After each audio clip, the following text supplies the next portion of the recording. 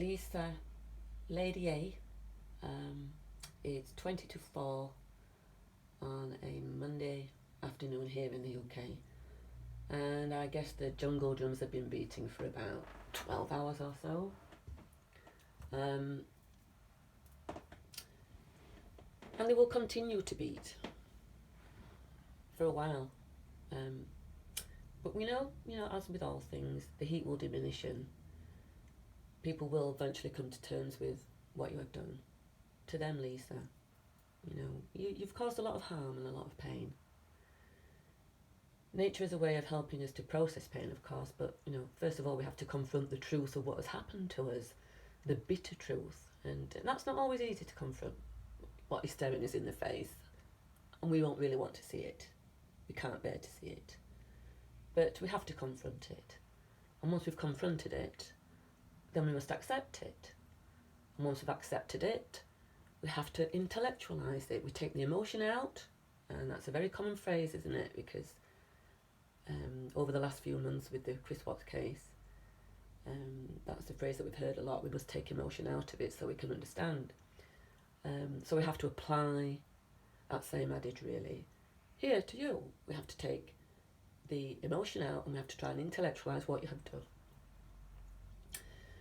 So what can we really make of all of this then, Lisa? Well, I'm no psychologist, but I suppose we have to assume that at some point in your life you have struggled with self-identity issues.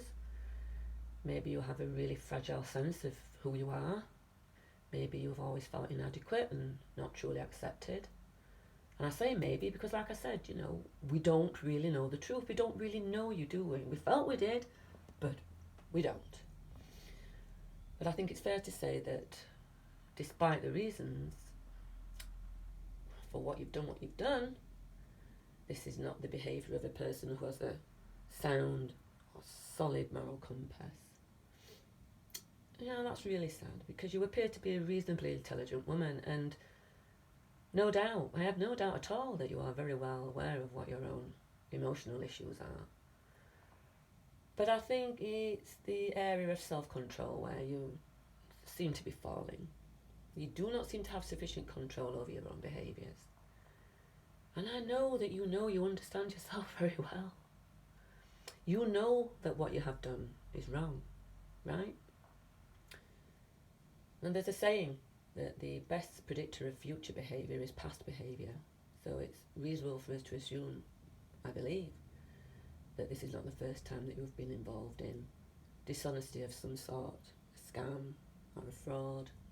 I don't believe this is the first time, and I think most people would agree with that. So now you've been exposed, and it is time now, Lisa, for you to take accountability for your actions. You really have to. It is time for you to confront the truth of yourself.